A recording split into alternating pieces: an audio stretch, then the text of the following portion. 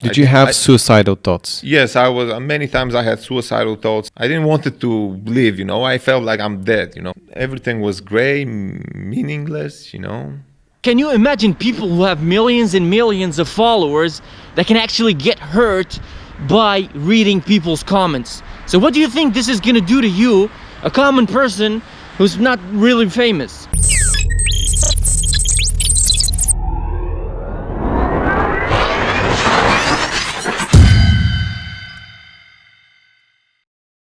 Yo guys, what's going on? Abdul Houthi right here, aka Attofit. I wanted to talk to you about a video that I watched a couple of days ago for Lazar Angelov. He posted a video about his disappearance, what are the things that he went through, the hard things that he had to go through. This video is full of information, it's full of lessons that we need to really dig into. I wanted to share my insights about this video. Before we start digging into the video, I want to remind you quickly, if you prefer to subscribe to my channel, I would be really grateful. Plus, you will have the privilege of getting my updates and my videos delivered to you right away. Without further ado, let's get on with the video. For those of you who don't know Lazar Angelov, he is, I don't know his last name, honestly, I don't know how to pronounce it properly, but I'm guessing it's Angelov. This guy is a Bulgarian bodybuilder, fitness athlete who honestly like revolutionized this industry. He was born in 1948. I checked it out on Google, to be honest. But anyway, this guy, I remember in like 2012 when we were doing like bodybuilding and we were like interested in this, one of my friends showed me his pictures and I was like, whoa, shit, this man is crazy. And then it popped into my head like, this guy is famous and he's getting a lot of woes. Yeah, wow. Holy shit. Which is like basically something called da'in. If you're Arabic, you pretty much know about this. In French, they call it touche de bois. It's like knocking on wood in English, you know. When you see something amazing, you really have to like say something so that you don't like give the eye of envy to this person. And it popped in my head like, this guy probably gets like 1 million of these wows a day. I hope he's fine. I hope he's okay.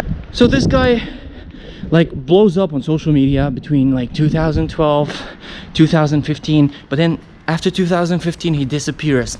We hear a little bit about him going through surgery, about injury, but like a week ago I think he talked about it, precisely about what happened, and it was like full of like information, the video about this guy's disappearance, full of like hard times, full of like misery. He reached the point where he wanted to commit suicide. It was like really hard. So let's dig further into the video and see what he actually talked about. I started having pain in my tendons in the forearms. This guy was like performing greatly in the gym, he was working out very well, but then he noticed that he was going through a little bit of pain in the tendons, which is like pain in the muscles, like in the joints, sorry, in the joints in your body.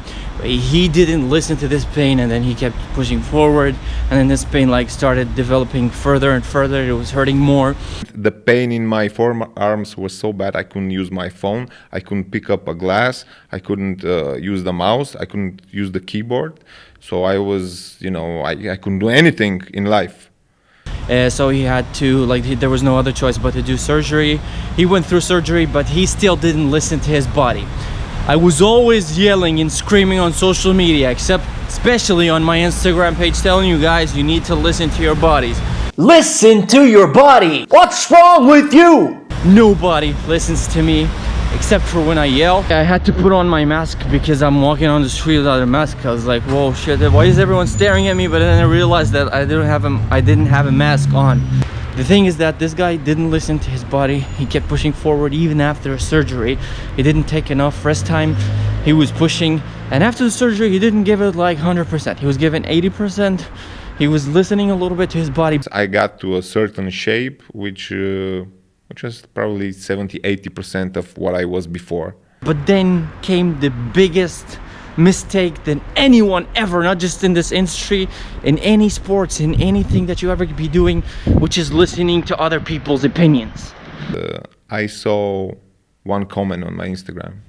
So it was a guy that says, oh, you look good, but you don't look like before. So basically this guy goes back to like going to expos, goes back to being featured in magazine, his social media is back on, but he's not pushing 100%, he's only pushing 80%, and he's cool with it. His body is like adapting well with this, but he doesn't listen to his body. He gets a comment from a random person he doesn't know, He's just on a social media platform, and this person totally flips this guy's mentality all over again. This guy told him that he is not like he used to be. He lost a lot of his muscle mass. He's not as impressive as he used to be. So this guy ticked inside and he was like, okay, I'm gonna go back and give it 100%. This was after his first period of injury, after his surgeries. He decided to go back at it again without listening to his body. Listen to your bodies. Okay, so Lazar Angelov decides that he's gonna push 100% and go at it again and gain back his old physique with all the muscle, with all the definition, with all the greatness, without listening to his body, to his previous experiences, and then he goes back at it. And the pain started coming again, even worse. Like the pain in the tendons, it started spread around the whole body. In 3 weeks, boom, he goes back to being hurt again. He feels the pain again. Everything is back. He remembers all the pain, only the pain is much harder and much more serious. He developed pain that's not only in the joints. He was starting to feel the pain throughout his arms, triceps, chest, everywhere. So now these things get more and more serious. This is why we need to know. First of all, don't listen to people's opinion on social media. Because he doesn't know how I feel, you know. People just look at you and they say, oh, you don't look like before, the same as before. You're not the same. These people don't know what are you, the viewer. I'm not talking about this athlete. I'm talking about you, the viewer. These people don't know what are you going through, so you don't need to listen to them or give any importance to their opinion. Only you know what are you going through, you know. Sometimes even close people don't even know what are you going through. And also, and I keep repeating this over and over again, listen to your bodies, guys. Listen to your bodies. Listen, what do they have to tell you? If they tell you you need to rest, if they tell you like, oh, I'm starting to feel a little bit of pain in my shoulder, then you need to lower your weights or just stop going to the gym altogether. If the pain is serious, go take care of your body and then the gains will come later. For me, once I stopped going to the gym, it was totally depression, you know. I didn't know what to do with my life. The pain is back again. This guy is like thinking about how he has to go through surgeries over and over again, and basically like more serious surgeries, because now the pain is like taking all over. It's more serious pain. This guy is diving more into depression. This guy is like not wanting to live anymore. He has suicidal thoughts and everything, and which is really, really sad, and which is a part that we don't really see in the sports. When I was watching social media, I see all these people going to gym, which made me like very depressed. Oh, they don't realize what they have. I'm dreaming for this. All we see is like six packs, muscle. Oh, I want to look like that. Probably gonna feel good all the time, when you actually don't. Your mentality is what controls you. Your body fat, your muscle mass, all of this is not this. It doesn't decide how happy you are. You know. Let me just get my ticket for the train and I'll catch up with you later. This guy has to go through like a whole new line of surgeries again. He goes through these surgeries and his condition is much, much worse. He has a problem with his tailbone. He has a problem with all of his tendons, and then he has to go through leg surgery, which is like a cartilage replacement. I don't know if I said it right. The hardest part, because I had another surgery on my leg. I had very big surgery with cartilage replacement. It's much more serious than before, and the problem is like mentality is totally destroyed. The confidence is totally destroyed. His physical and physical well-being is totally compromised. He said he cannot sit down, he cannot lay on his back, he cannot lay on his side, he cannot stand up because of his leg. Apparently he starts banging his head on the wall just to try to feel better. I couldn't sleep because I didn't have a position to sleep on, you know. And then after all this anguish and all this suffering, he decides to go to a therapist. Guys, there's nothing wrong, like especially in our Arabian mentality, there's nothing wrong with going to a therapist. Everyone is ashamed to do that. There's nothing wrong with that, because sometimes there are things that nobody can help you with except for a therapist. And then he says he went to 3 different therapists, and the third one is the one that actually helped him, because it was a man. Because honestly, like girls sometimes especially girl doctors, they don't like understand the mentality behind bodybuilding and wanting to reach this physique and everything. This is really sad. And it was not actually just the mental and physical pain that he was going through. It was that this guy only had bodybuilding and success in his mindset.